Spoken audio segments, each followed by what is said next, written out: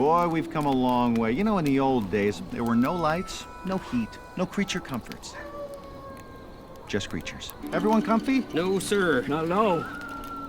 Nowadays, you just plug everything into your car. You got lights, heat. We are out of pesto. I'll make a run. Hey, everybody comfy? No. Not at all. Okie doke. 우리 시대 가장 진화한 전기차, 양방향 충전에 완전히 새로운 현대 아이오닉 5.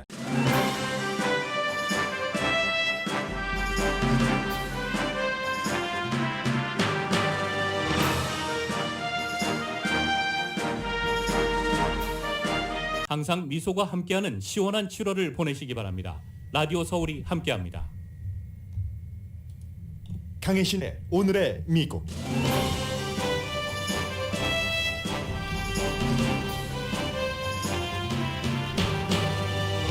연방준비제도는 6월의 높은 물가 상승에도 불구하고 이자율 상승폭을 0.75%포인트로 잡고 있다고 월스트리트저널이 보도했습니다. 바이든 대통령의 중동 방문은 얻은 것은 적고 준 게 많다고 워싱턴 포스트가 평가했습니다. 미국 대통령이 추가 오일 생산 약속은 받지 못하고 독재자들과 정상회담을 함으로써 미국의 원칙과 충돌했다는 지적입니다.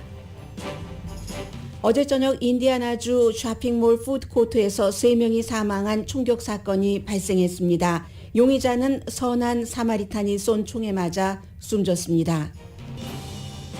텍사스 유발디 초등학교 총격 사건 당시에 거의 400여 명의 경관이 현장에 있었지만 지휘체계 결함으로 조기 진압에 실패했다는 보고서가 나왔습니다. 피해자 가족들의 분노가 경찰 기소로 이어질 수 있습니다. 마이크 펜스 전 부통령이 애리조나 공화당 주지사 예비선거에서 트럼프 전 대통령이 지지한 후보의 라이벌을 지지합니다. 공화당 기득권층과 트럼프 전 대통령 사이 분열의 상징입니다. 젤렌스키 대통령이 검찰총장과 정보국장을 해고했습니다. 해방 이후나 한국전 이후의 상황을 대입시키면 비슷한 사태입니다.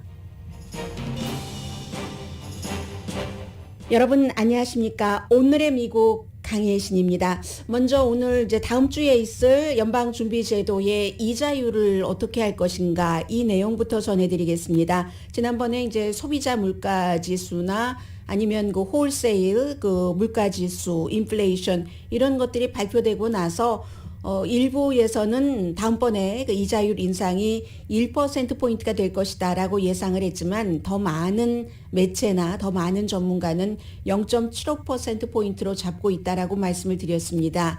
오늘 월스트리트저널이 그 같은 내용을 다시 한번 확인했는데 확인하면서도 여전히 이 모든 가능성은 오픈되어 있다. 이것은 이제 이 세상에 100% 가능성이라는 게 없는 것을 알고 있는 경제 전문 신문 월스트리트저널에서 한 자락 깔아두는 것처럼 보이고요. 다음 주 7월 26일과 27일 이틀 동안 열릴 공개시장위원회에서는 지난번에 이어서 0.75%포인트 이자율을 올릴 것으로 예상이 됩니다. 그러니까 혹시 한 주일 사이에 여러분들께서 결정해야 될 일이 있다면 참고하시기 바랍니다. 6월달 도매 물가 1년 전에 비해서 11.3%가 올랐고 소매 물가는 9.1%, 두 가지 지수 전부 수십 년 만에 최고인 것 맞습니다. 그런데도 이미 이자율을 3월부터 5월달, 6월달 3번 올린 이후에 경기가 좀 약화되고 침체되고 하는 징후를 본다는 게 연방준비제도 이제 7명 이사 가운데서 몇 명이 공개적으로 지난 주말에 한 얘기입니다. 3월 달에 아주 전형적인 0.25%포인트 올렸고 5월 달에 0.5%포인트 그리고 6월에 0.75%포인트 올렸습니다.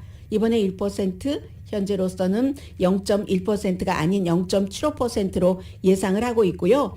사실은 수요일에 이제 새로운 물가지수 인플레이션 인덱스가 발표가 되고 나서 1%포인트 이렇게 얘기를 했는데 주말에 이제 연준 이사들 여러 명 얘기를 들어보니까 이미 연준에서는 그 물가지수가 어글리할 것을 예상을 했었다. 그런데 우리가 생각했었던 것보다 더 나쁜, 더 어글리한 그런 지수가 나오긴 했지만 연방준비제도는 데이터 하나로 통화정책을 결정하지 않는다. 그래서도 안 되고, 이게 이제 주말에 몇몇 연준 이사들이 한 얘기고, 그 말을 받아서 여러 가지를 이제 계산을 했겠죠. 이 사람은 원래 0.75%, 이 사람은 0.75인가 1%가 가능성이 있는데 이러이러한 말을 했네 하고 오늘 아침에 0.75%포인트로 얘기를 한 겁니다. 사실은 6월 달에 0.75%포인트 이자율을 올린 것도 한 번에 그렇게 보통 이제 0.25%씩 올리기 때문에 그 정도로 많이 올린 것은 1994년 이후 최고치였습니다. 그리고 1990년대 초 이후에는 1%포인트를 한 번에 연준이 이자율을 올린 적도 없습니다. 왜냐하면은 그 불필요한이라고 말씀을 드렸습니다. 필요하다면 해야 되겠죠. 그런데 연준이 판단을 하기는 불필요한 1% 정말 슈퍼점보 이자율 인상폭이죠. 그렇게 하고 나면은 역시 불필요한 정도의 경기 침체, 물가만 잡는 게 아니라 경기 침체가 더 심각하게 역작용으로 나올 수 있다. 이건 이제 마켓이 그 속도를 적응하지 못한다. 이렇게도 표현을 할 수 있겠는데요. 1%포인트 올릴 수도 있다라는 그런 짐작이 나오면서 마켓이 많이 흔들리기 시작했죠. 뭐 오일 값이라든가 원자재 값 막 삐걱거렸고 장기 채권의 수익률도 많이 내려갔습니다. 그러다가 미시건 대학교의 그 소비자들이 생각하는 장기 인플레이션에 대한 뭐 예상치라고 할까요? 기대치라고 할까요? 그런 것이 지난 주말에 발표가 됐는데 지난 1년 사이에 최저로 나왔습니다. 그러니까 뭐 이 정도 올라갔으면 최고 아니야? 더는 올라가겠어? 뭐 이런 생각들이 많았다는 거죠. 그렇기 때문에 그 이후에 1%포인트 금리 인상 가능성이 팍 줄어들었습니다. 연방준비제도는 계속 얘기하는 게 각 그 가정, 가계와 그 사업체의 미래 인플레이션 예상을 많이 본다는 겁니다. 왜냐하면 모든 것들이 지금 뭐 세계적인 뭐 우크라이나 전쟁, 중국에서부터 생긴 공급망 이런 것들도 있지만 경제에 있어서 무척 중요한 것이 소비자 심리죠. 소비자나 기업이 그렇게 생각을 한다면 사실은 상황이 그쪽으로 갈 수도 있다는 것이기 때문에 이미 나와 있는 물가가 얼만큼 올랐다 내렸다 하는 데이터보다도 어떤 때는 이 미시건 대학교에서 얘기를 하고 있는 소비자 심리 지수를 더 중요하게 볼 때도 있습니다. 그래서 지금은 요 며칠 사이에 웰스파고의 뭐 경제 분석가 같은 경우 그 제이글 브라이슨 씨 같은 경우가 가장 먼저 가장 강하게 1%포인트 이번에 올려야지 된다라고 얘기했는데 주말 사이에 이분도 이제 쏙 들어갔습니다. 이번에는 1%포인트 아닌 것 같아. 이제 이런 얘기를 했고요.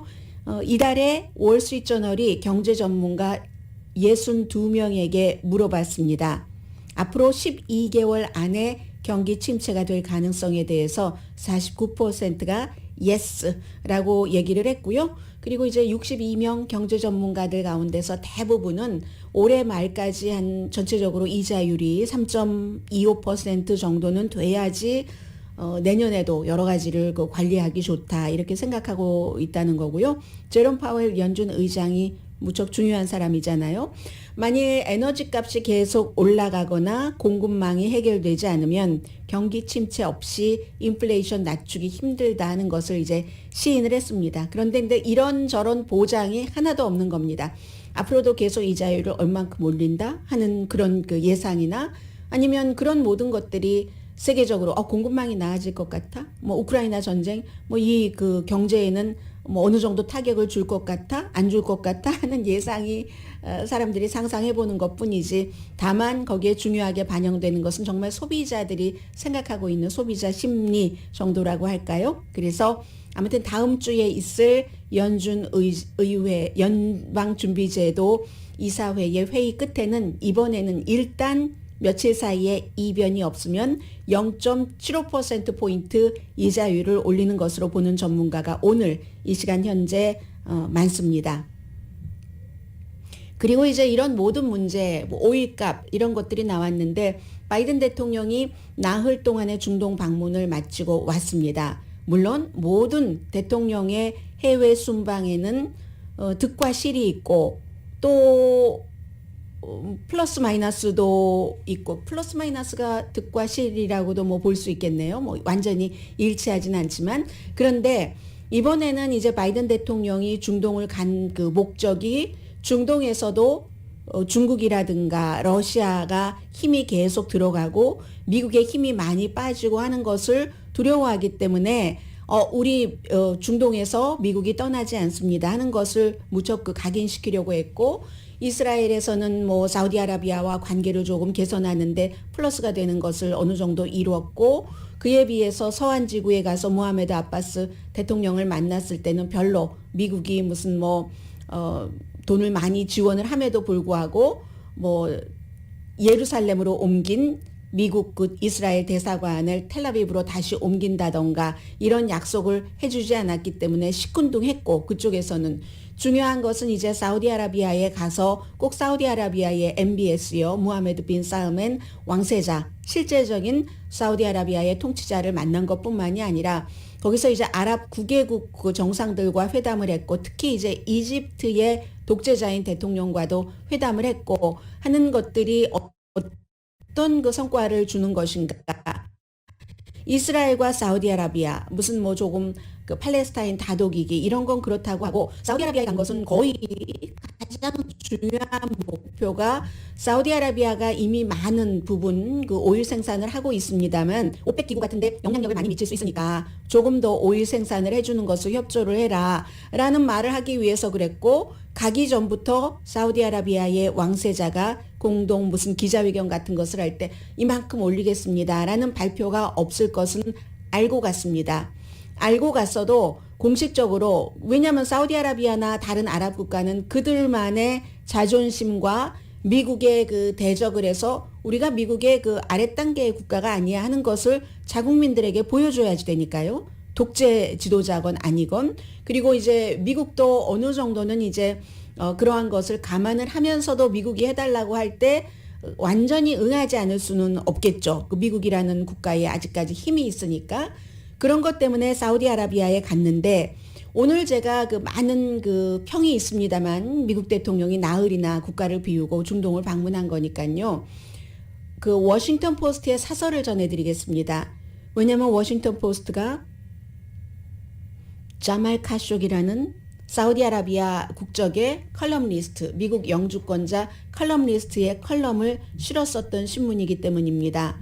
그 부분 그리고 많은 예멘에서의 내전에 관련된 사우디아라비아가 이런 것 때문에 바이든 대통령은 대통령이 되기 전부터 사우디아라비아를 파괴하겠다, 디스트로이 하겠다, 굉장히 강한 단어를 썼었습니다. 그리고 고립시키겠다 했는데 딱 가서 그 주먹 악수를 해버렸잖아요. 물론 그 주먹 악수는 이스라엘 총리와도 했고 이 중동 방문을 하기 이전에 미국에서도 코비드-19 오미크론 BA.5가 많이 퍼지고 있기 때문에 주먹 악수를 하기 시작했습니다마는 어쨌든 가장 나이가 많은 미국 대통령이 중동에서도 최연소인 37살의 MBS와 아주 다정한 듯 이렇게 악수를 하면서 만나는 그 모습에 배신감을 느낀 미국 사람들이 많습니다. 특히 이제 민주당 내부에서요. 워싱턴 포스트는 당연하고요. 자말 카쇼기 때문에. 그래서 워싱턴 포스트는 물론 여러 가지 그 이유가 있어서 그곳을 갔지만 추악한 인권 기록 때문에 사우디아라비아 리야드 정권을 무력하게 만들겠다는 그의 과거의 약속과 불가피하게 충돌을 한 사우디아라비아 방문이었다. 왜냐하면 워싱턴 포스트도 그렇고 미국의 정보국, 세계의 정보국도 자말 카쇼기 살해한 사람이 사우디아라비아의 MBS 왕세자라고 믿고 있기 때문에 물론 직접 손에 피야 묻혔겠습니까? 다른 사람을 시켜서 그랬고 해서 기자들이 대통령에게 물어봤습니다. 그 부분에 대해서 어떻게 얘기를 했는가? 내가 그 얘기를 꺼냈고 이 MBS는 본인이 직접적으로 그 전혀 책임이 없지만 그 자말 카쇼기를 살해한 사람에 대해서 어떠한 그 처분을 내렸다라고 얘기를 했다고 했고 사우디아라비아는 바이든 대통령의 미국 기자들과 이런 말이 끝나자마자 그런 일 없었다. 바이든 대통령이 이 부분에 대해서 아주 심각하게 거론하지 않았다라고 얘기를 했지만 그 중간 어디엔가 진실이 있겠죠.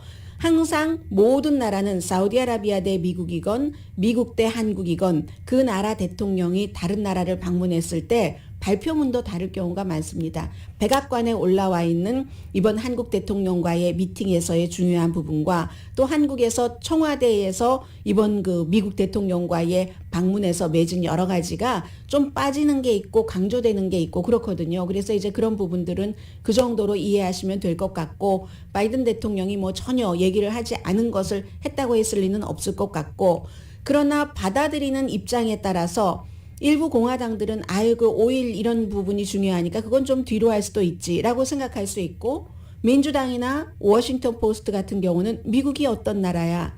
인권을 가장 강조하는 나라 아니야?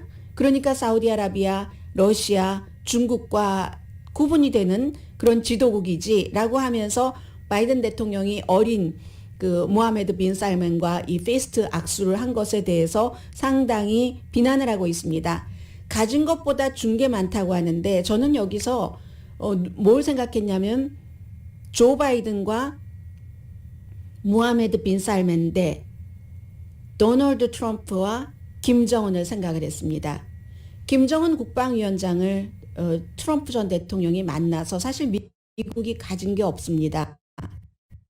가진 게 없고 트럼프 전 대통령은 막 그 위급한 전쟁 상황을 낮췄다고 하지만 그 전에 그 아주 전략적 인내 때문에 전쟁 상황은 없었고요. 트럼프 전 대통령이 유엔에 가서 막 국민들까지 북한을 뭐 분열시켜 버리겠다고 디스트로이 하겠다고 얘기를 해서 높아졌던 긴장이 낮아졌던 그런 건데 그 뒤에 북한은 엄청나게 많이 핵 개발을 했죠. 그래서 가진 게 많지만 트럼프 전 대통령은 국제사회에 김정은이 나는 뿔 달린 도깨비가 아니에요 하는 것을 보여줄 수 있는 국제 무대로 이동을 시켜서 그를 한 나라의 지도자로서 올려주는 미국 대통령과 당당하게 회담하는 그런 것을 줬습니다. 지금 워싱턴 포스트가 자말 카쇼기 워싱턴 포스트의 칼럼니스트를 살해한 사우디아라비아 왕세자를 만나서 웃고 하는 그런 그 바이든 대통령이 과거에 트럼프 전 대통령이 김정은을 무대에 올린 것처럼 그렇게 무대에 올려줬다고 보는 겁니다.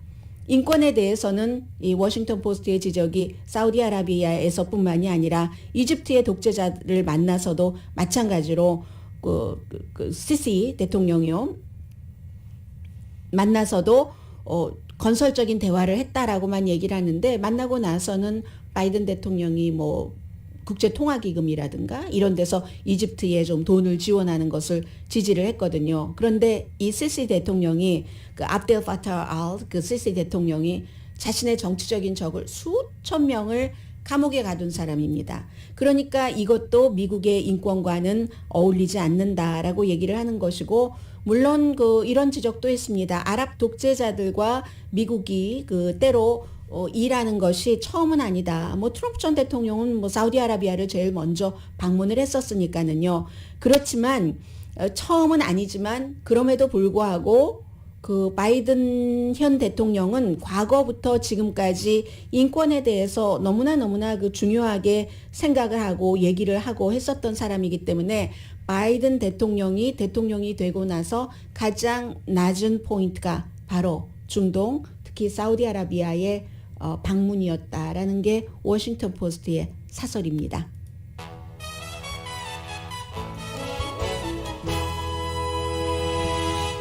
오늘의 미국은 존경받는 기업 17년 연속 1위, 소비자 신뢰도 1위인 유한양행 뉴 오리진 미주 총판 피부과학 셀리온, 이민법 가정법 전문 제인정 종합법률 사무소 거위털이불 전문회사 코지다운, 복강경 수술 전문 장지아 외과, 검정콩 생순두부 수라원 순두부, 리프팅의 명가 미러클 레이저 클리닉, 수화연을 핫세일 중인 한국 홈쇼핑 공동펀입니다. 잠시 뒤에 미국의 핫한 사회 이슈 전해드립니다.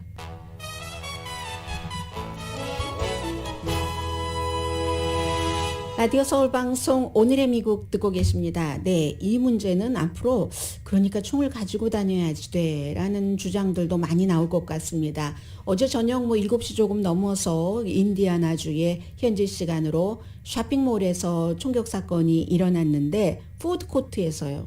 그러니까 세 사람이 숨지고 12살 소녀 뭐 다쳐서 병원에 가서 좀 치료를 받았고 또 다른 분도 병원에 계시는데 뭐 괜찮답니다. 이 어린아이는 조금 예방 차원에서 병원에 간 게 있고요. 그리고 괜찮고 세 사람이 숨졌는데 20대, 30대가 숨졌고 용의자는 푸드코트에 있던 어떤 사람이 선한 사마리탄이죠. 그 사마리탄이죠. 이분이 총을 쏴서 결국은 용의자도 숨졌습니다. 용의자가 그 범행을 저지를 때 그 롱건이니까 뭐 당연히 뭐 일반 건 아니고요. 뭐 탄창이 여러 개 든 총이었다라는 얘기가 나오는데 그것도 이 용의자 22살이고 합법적으로 총을 구입한 사람입니다. 인디애나주의 그린우드에 있는 그린우드 파크 몰이라는 아주 그 큰 몰이라고 하는데요. 그 지역이 6만 명 정도밖에 인구가 되지 않습니다. 인디애나폴리스에서 바로 뭐 남쪽으로 얼마 떨어지지 않은 곳에 있다고 하는데 이렇게 되는 경우는 이제 누군가가 옆에 푸드코트에 총이 있는 사람이 용의자를 또 총격 솜씨도 아주 좋아서 그 창총을 가지고 공격을 하는 용의자를 쏴서 숨진 거죠. 더한 피해를 막을 수 있었던 것은 분명합니다. 지금 뭐 핸드건이 18살만 되면은 가지고 다닐 수 있고 하는 이런 여러 가지 법이 뭐 인디아나 주뿐만이 아니라 많은 주에서 텍사스주 같은 데서도 그렇고 연방 대법원의 판결까지 나와서 뉴욕주에서도 그렇고 한데 인디아나주라 할지라도 경찰협회는 여기에 대해서 반대를 합니다. 그럼에도 불구하고 이번 사건 때문에 뭐 이런 거잖아요. 학교에서 총격 사건이 일어나면 그러니까 선생님들이 총 차고 아이들을 가르쳐야지 돼. 이런 형태로. 그런데요. 텍사스에 얼마 전에 발생했었던 7월 4일 독립기념일이었었죠. 그 우발디 초등학교에서 발생한 그 현장에는 당연히 경비원도 있었지만 뭐가 작동하지 않았고 뭐 벽도 굉장히 높았었고 여러 가지 장치가 다 있었는데도 불구하고 그 같은 총격 사건이 일어났습니다. 어제 저녁에 텍사스 주 의회에서 조사를 해서 이제 여러 가지 그 조사 결과를 발표를 했는데 텍사스 하원의 보고서입니다. 왜 그 범인이 그 학교에 가서 또 딱 꼬집어서 4학년 교실에 가서 범행을 저질렀는가? 이건 그 학교를 다녔는데요, 범인이. 4학년 때 놀림을 당했답니다. 그렇기 때문에 딱 그 4학년 교실을 간 거고요. 그런데 이제 이것보다도 지금 앞으로 더 중요한 문제는 19명의 4학년 교실에 있던 학생들이 숨졌고 2명의 교사가 숨졌습니다. 17명이 부상했습니다. 그런데 이 사건이 일어나서 뭐 1시간 조금 넘는 것 같아요. 지금 하원 조사 결과를 보니까. 그 사이에 경관등이 학교 안에도 있고요. 그 비디오 보니까 복도에서도 이렇게 다닙니다. 복도에서 비디오를 보니까 용의자가 먼저 와서 뭐 여기저기 뭐 다니고 본인이 다녔던 학교니까 잘 알겠죠. 그리고 이제 범행 전에 여러 가지를 뭐 또 뭐 사전 답사도 했을 테고 기획을 했을 테고 했을 텐데 범인이 보이고 경관들이 계속 그 복도에 왔다 갔다 무슨 뭐 유유자적하듯이 하는 겁니다. 그랬던 법집행관이 376명이랍니다. 376명이 모든 쉴드, 총과 방패로 다 무장하고 특수훈련도 받고 했었던 사람들이 376명이 현장에 있었음에도 한 명의 용의자를 막지 못했습니다. 이건 시스템의 실패라는 거죠. 77페이지의 텍사스 의회의 보고서입니다. 텍사스주에서만 초등학교에서 이런 일이 일어날 수 있는 게 아니라 캘리포니아 어떤 주에서라도 일어날 수 있는 거죠. 우리 아이가 다니는 학교는 뭐 사립학교고 워낙에 아이들 뭐 위험 사태에 대비해서 훈련도 많이 시키고 선생님들도 여러 가지를 뭐 잘하니까 안심이 되겠습니까? 이 학교도 다 있었다니까요. 있었을 것은 있었어야 할 것은 다 있었는데도 법 집행관들이 376명이나 바로 그 총격 사건 현장에 있었어도 이걸 더 빨리 막을 수 있었다는 거죠. 뭐 어떤 형태로든 뭐 용의자와 소통을 하던 무력으로 진압을 하던 그걸 하지 못했다는 겁니다. 이유는요? 지휘 체계 시스템에 문제가 있는 거죠. 당시에 그 지역의 경찰국장도 현장에 있었고 그런데 그 경찰국장이 나는 직접적인 책임이 없어 하면서 서로 공 넘기기를 하잖아요. 여기저기 뭐 학교 경찰 이런 형태로. 그리고 나서 결국은 그 경찰국장을 대행하는 지금 경찰국장 대행도 일을 제대로 한 거야 하면서 이 사람도 지금 정직 처분을 받았거든요. 이렇게 될 때는 1시간 이상을 아이들이 교실에서 또 그 마지막 인생의 순간이 얼마나 무서웠겠어요. 어떤 뭐 11살인가 10살짜리 소녀는 친구의 그 숨진 친구의 피를 본인 몸에 묻혀서 살아났다고도 증언을 했잖아요. 영원히 그 기억을 갖고 살아가야지 되겠죠. 그러면 그 부모님들이나 여러 그 희생자의 보호자, 가족들이 뭐 선생님도 숨지셨으니까 그 남편 이런 사람들이 이걸 그냥 가만히 있겠습니까?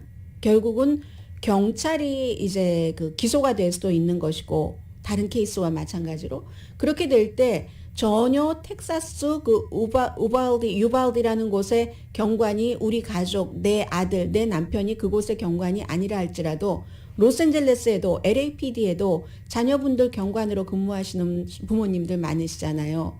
이 모든 뉴스는 결국은 하나로 다 연결이 되는 겁니다.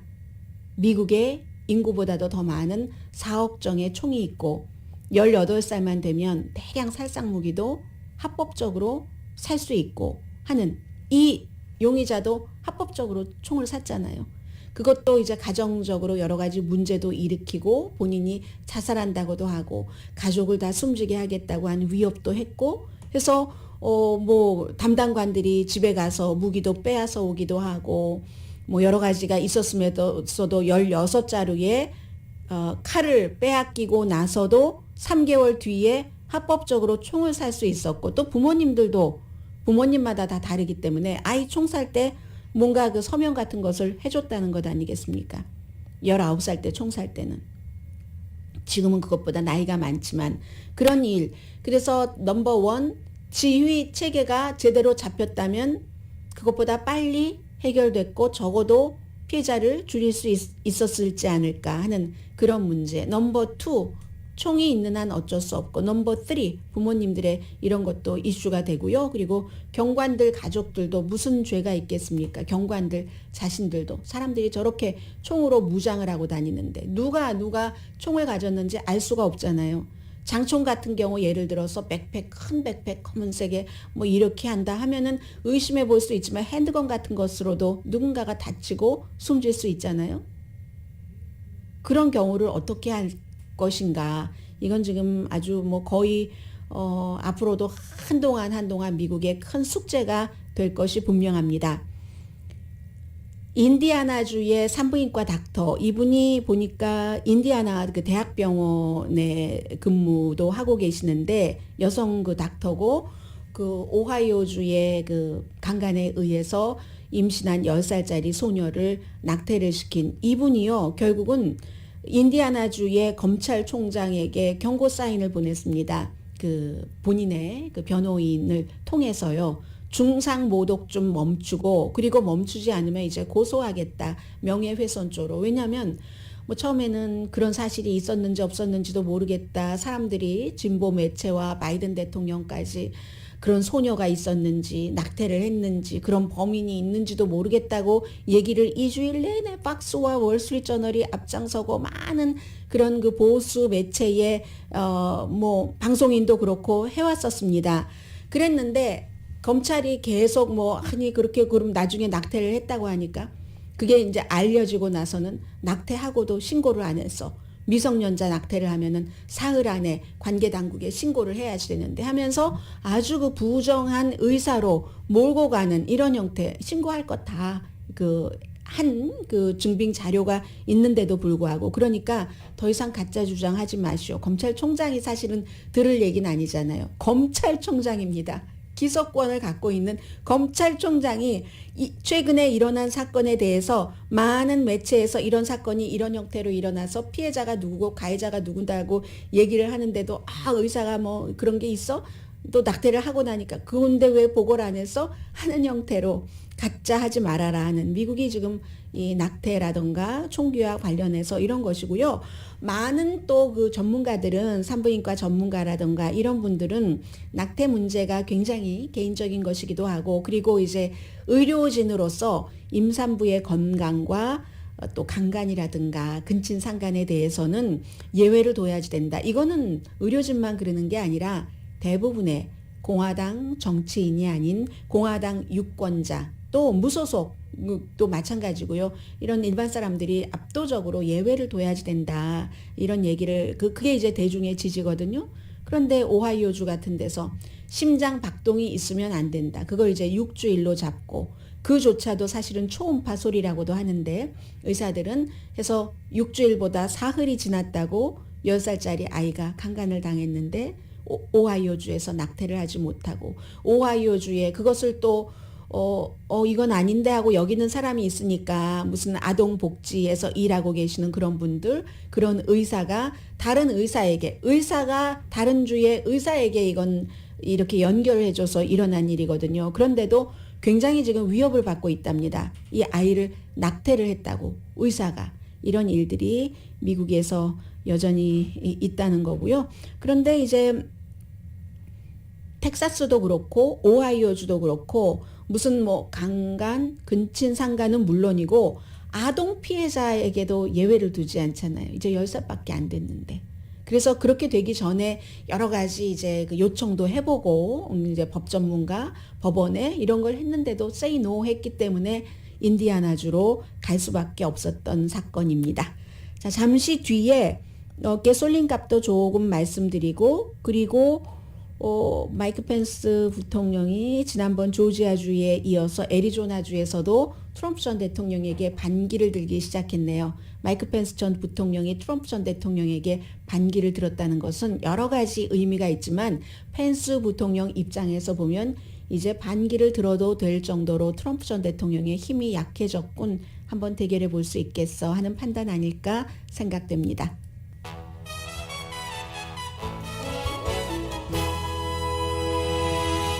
라디오 서울 방송 오늘의 미국 듣고 계십니다. 국무부의 에너지 안보 그 선임 자문이 아모스 호체스타인이 어제 뭐 여러 시사 프로그램에 출연을 해서 뭐 근거가 있겠죠. 본인들이 생각하고 있는 갤런당 이제 4달러대로 가솔린 다시 들어갈 것이다. 이미 4달러 미만인 그런 주유소가 미국에 많다라고 얘기를 했습니다. 7월 17일 현재 주말에요. 갤런당 4달러 53센트 전국 평균 그렇습니다.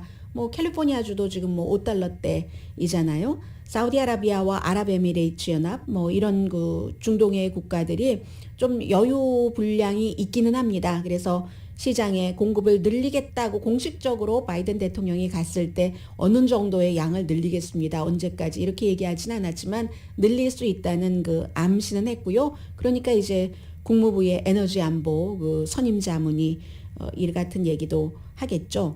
그리고 마이크 펜스 전 부통령이 애리조나주는 이번에 뭐 당연히 그 민주당이 아니라 공화당 주지사가 될 것이 거의 확실하기 때문에 두 사람 다 여자인데 한 사람은 트럼프 전 대통령의 지지를 받고 한 사람은 오늘 공식적으로 마이크 펜스 전 부통령이 지지를 했습니다. 트럼프 전 대통령의 지지를 받는 사람은 뭐 딱 하나입니다. 한 가지입니다. 이슈가. 지난번 선거는 가짜였어. 트럼프가 진짜 대통령이야. 하는 사람이고 캐리 레이크라는 아주 유명한 그 애리조나 지역에서는 텔레비전 앵커, 뉴스 앵커입니다. 텔레비전 뉴스 앵커가 이렇게 가짜 주장을 많이 하고요. 마이크 펜스 전 부통령이 지지한 사람은 캐린 테일러 그 랍슨이라고 부동산 그 개발업자랍니다. 그래서 그 마이크 펜스 부통령이 이 후보야말로 애리조나 국경과 길거리를 안전하게 한다. 부모님들도 마음 편하실 수 있고 학교에서 보수의 가치를 제대로 이렇게 내놓을 사람이다라고 얘기를 했는데 이건 일단 기본적으로 공화당의 분열입니다. 공화당의 현재 그 두세이 그 주지사가 임기 제한 때문에 못 나가고 있잖아요. 임기 2기까지 했기 때문에 3번 못 하니까 못 나가고 있는 건데 이 공화당의 주지사도 듀시 주지사도 마이크 펜스 부통령과 마찬가지로 캐린 테일러 랍슨을 공식 지지했습니다.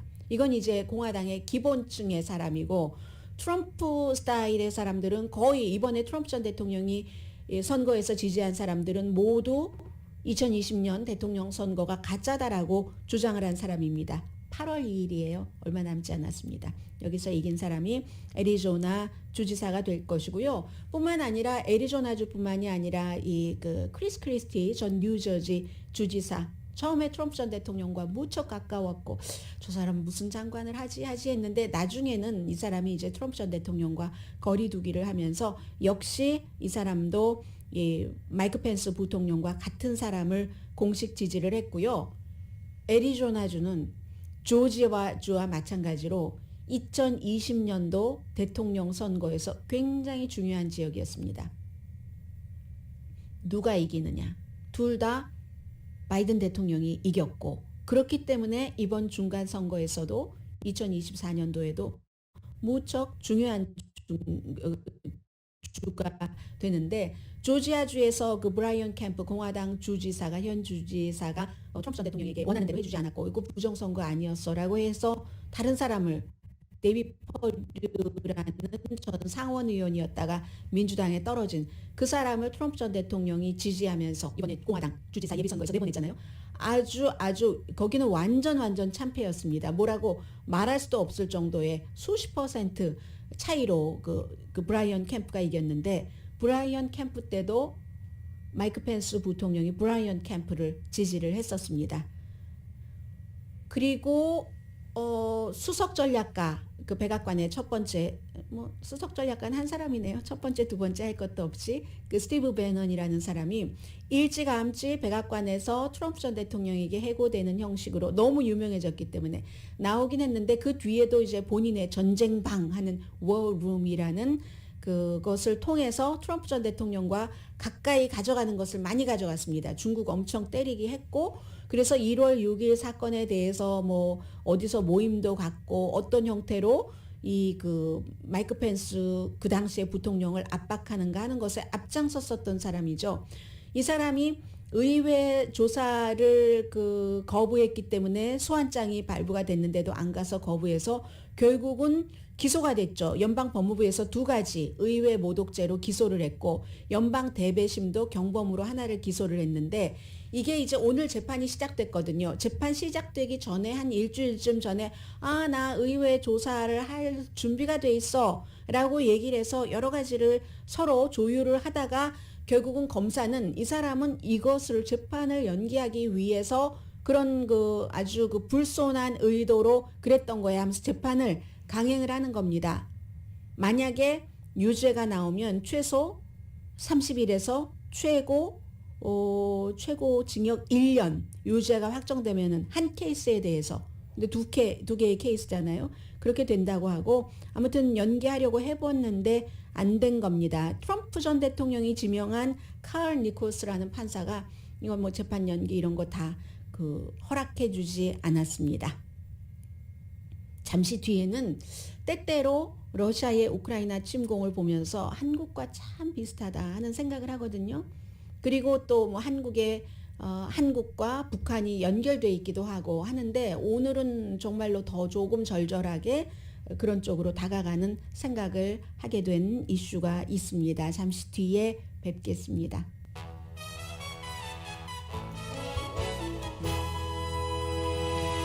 라디오 서울 방송 오늘의 미국 듣고 계십니다. 한 60여 명의 우크라이나 사람들이 러시아에 협조를 했답니다. 전쟁이 치러지고 있는 동안에 협조를 한다 하면은 어떤 일이겠습니까? 젤렌스키 대통령이 해당 부처의 2명의 이제 장관급이죠. 해고했습니다. 베네딕토바라는 라스트네임만 제가 적어왔네요. 검찰총장 그리고 정보국장에 포커스를 두다 보니까 그렇게 됐네요. 이반 바카노프 이 사람은 젤렌스키 대통령의 소꿉친구입니다. 그리고 연예 활동 할 때도 같이 했고요. 젤렌스키는 배우. 이 사람은 이제 감독을 했었는데 해서 안보국장과 검찰총장 2사람을 해고를 시켰습니다. 왜냐하면 안보국 그 SUV 그 우크라이나 뭐 이런 이름 약자를 따서 만든 SUV와 검찰총장 아래서 일하는 사람들이 러시아에게 좋은 일을 했다는 겁니다. 651개의 케이스를 러시아에 협조한 케이스를 지금 수사를 하고 있는데 반역 케이스죠. 말하자면은 그래서 이제 리더십이 부족하다. 제대로 처리하지 못했다 해서 하는 것이고 우크라이나 같은 경우는 그렇게 친러시아 세력이 이번 전쟁 이전에도 있었기 때문에 그 정부의 각 부처에도 당연히 친러시아 세력이 있었을 것이고 거기에 대한 책임을 그 지도자에게 물었다 하는 얘기입니다. 사실은 6월 달부터 이미 미국의 그 폴리티코 같은 데서 이 같은 그 비슷한 내용을 보도를 했거든요. 그 미국이 워낙에 그 정보를 우크라이나에 많이 주고 있고 또 미국의 정보에 따라서 뭐 판단이라든가 행동 자체는 우크라이나가 하지만 러시아 군을 파괴하고 한 일도 많잖아요. 그런데 이런 사이에서 뭔가를 일을 하려고 하다 보면 저쪽에서 알고 이런 것들 마찬가지입니다. 이 러시아 정보국이나 러시아 쪽에도 우크라이나 사람들이 있죠. 그런데 이 SUV라는 AB 할 때 B입니다. 이 안보국은요. 몇 명이 있다고 하던가요? 몇만 명이라고 하던데요. 2만 7천 명이 있다고 하거든요. 구소련 당시에 그 소련 아래서 살아왔었던 우크라이나고 KGB가 워낙에 유명하죠. 그러니까 그 KGB의 수장이 블라디미르 푸틴이었고 KGB 그 시대를 살아왔고 히틀러와 뭐 무슨 여러 러시아의 지도자들 사이에서 뭐 스탈린이라든가 이런 사이에서 이 눈치도 보고 저 눈치도 봐야지 되는 우크라이나 사람들. 우크라이나도 정보국이 장난이 아니에요. 2만 7천 명이라니까는요. 영국보다 훨씬 많네요. 영국도 4,400명, 영국 두 가지가 있지만 한 파트가 그 정도 된다고 하는데 그 정보가 만만치 않은 겁니다. 그래서 이 젤렌스키와 그 본인이 눈물을 머금고 해고를 했겠죠. 해고를 한 이반 그 바카노프가 정말로 어렸을 때부터 친구였는데 결국은 이런 상황에서 뭔가를 그 정리해야 되는 게 오잖아요. 그 젤렌스키는 그 비서실장도 마찬가지고요. 정리해야 되는 시기가 오는데 이 시기를 뭐로 보느냐면은 지금부터는 처음에는 그 초기에는 아무래도 본인이 경험도 없고 또 누가 누군지도 모르고 그 인맥이 없잖아요. 인맥이 없으니까 뭐 윤석열 대통령이나 마찬가지라고도 볼 수도 있어요. 인맥이 없으니까 아는 사람을 쓰기 시작한 겁니다. 왜냐하면 아는 사람이 믿을 만한 사람이니까. 그런데 지금은 거기서 정말로 이런 친구까지 내치게 되는 것은 경험이 있는 사람을 이제 쓰겠다 하는 그런 그 젤렌스키 대통령의 심정을 반영을 하는 거다. 예전에 그 문재인 그 전 대통령도 막 검증하고 하면은 안 되고 해서 어떤 장관 한 사람은 뭐 37명이나 후보를 교체했고 그리고 나서도 문제가 되고 해서 나중엔 다 검증 과정 거쳐간 그런 그 정치인을 썼잖아요. 그런 형태로 이제 시행착오를 하는 거죠. 처음에 이제 꿈과 희망과 이런 형태로 해서 아무튼 지금 젤렌스키 이렇게 보면은 일제시대 때 또 한국전 이후에 여러 가지 문제, 한국에서 뭐 이런저런 이념적으로 뭐 이해관계에 따라서 이런 것들이 있었잖아요. 그런 그림들을 우크라이나에서도 보게 됩니다. 오늘의 미국은 존경받는 기업 17년 연속 1위, 소비자 신뢰도 1위인 유한양행 뉴오리진 미주 총판 피부과학 셀리온, 이민법 가정법 전문 제인정 종합법률 사무소, 거위털 이불 전문 회사 코지다운, 복강경 수술 전문 장지아 외과, 수라원 순두부, 리프팅의 명가 미러클 레이저 클리닉, 한국 홈쇼핑 공동 후원이었습니다. 10시에 좋은 아침, 좋은 하루 방송됩니다. 아니 이게 말이 됩니까? 유럽에서요. 스페인과 포르투갈에서 두 군데에서 너무너무 덥다고 하잖아요. 기후변화로 인한 여러 가지 등등등. 몇 명이 숨졌어요? 1,000명이 숨졌답니다. 이 뜨거운 열기 때문에. 물론 무슨 뭐 프랑스라든가 많은 그 유럽, 영국도 마찬가지고요. 사람들이 너무너무 더워서 어찌할 수 없는 더위로 인해서 스페인이 뭐 그렇게 더운 것도 아니고 포르투갈도 이 정도 날씨에 더위로 그 정도 사람들이 숨질 만한 건 아니잖아요. 인간이 어떻게 해볼 수 없는 상황이 여기까지 왔습니다. 강희신이었습니다.